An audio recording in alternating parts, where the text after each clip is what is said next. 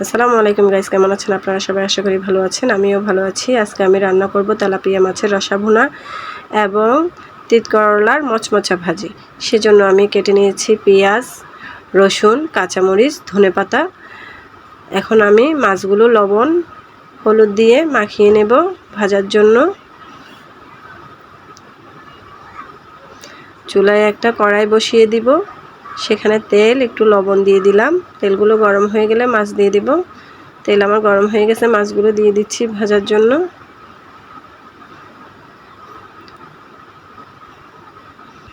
মাছগুলো সব দিয়ে দিলাম। এখন মাছগুলো ভাজা হয়ে গেছে, তুলে নিব।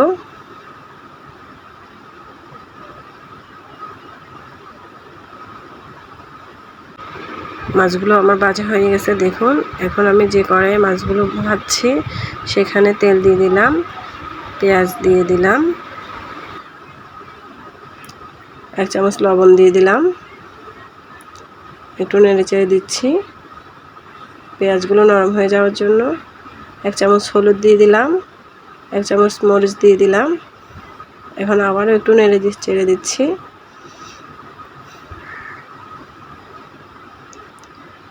এখন আমি কষানোর জন্য একটু পানি দিয়ে দিলাম, মরিচগুলো কষে যাওয়ার জন্য। কষানো হয়ে গেছে, এখন আমি আবার একটু নেড়েচেড়ে দিচ্ছি। মাছগুলো দিয়ে দিলাম।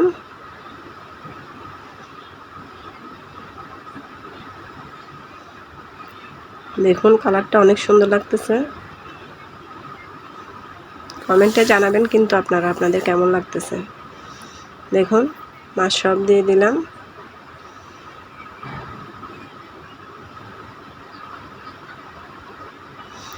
কয়েকটা কাঁচামরিচ দিয়ে দিলাম। এখন কিছুক্ষণের জন্য 5 মিনিটের জন্য ঢাকনাটা দিয়ে দিলাম। 5 মিনিট পর ঢাকনাটা খুলে দেখলাম। এখন ঝোলের জন্য একটু পানি দিয়ে দিলাম। পাতিলটা একটু নেড়েচেড়ে দিচ্ছি।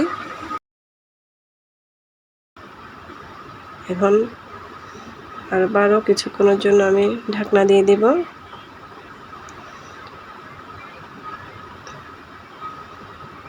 দেখুন ঝোলটা আমার শুকিয়ে আসছে।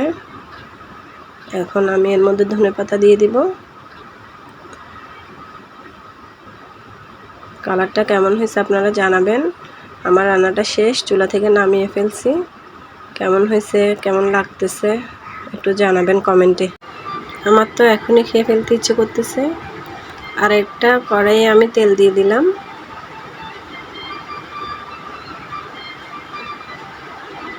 রসুন দিয়ে দিলাম, পেঁয়াজ দিয়ে দিলাম, লবণ, কাঁচামরিচ দিয়ে দিলাম। এখন একটু নেড়ে চেড়ে দিচ্ছি। 1 চামচ হলুদ দিয়ে দিলাম, নেড়ে দিলাম।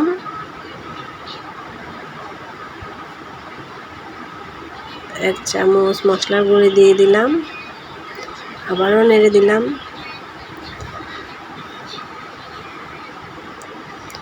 কষানো হয়ে গেছে, এখন আমি করলাগুলো দিয়ে দিব। করলাগুলো দিয়ে এখন আমি ভালো করে নেড়ে চেড়ে দিব। আর আজকের আমার কাজটাও হলো নাড়া আর মচমচে করে ভাজি করা। নাড়বো আর মচমচে করে ভাজি করব।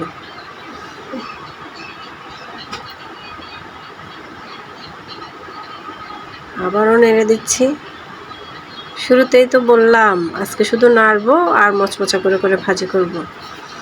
এটাই আমার কাজ। যতক্ষণ মচমচা না হয় ততক্ষণ পর্যন্ত নাড়বো, ভাজবো। আর ভাজা হয়ে গেলে নামিয়ে ফেলবো। ভাজাটা প্রায় শেষ পর্যায়ে। আবার একটু নেড়ে দিব। নাড়াচাড়া করতেছি আর করতেছি।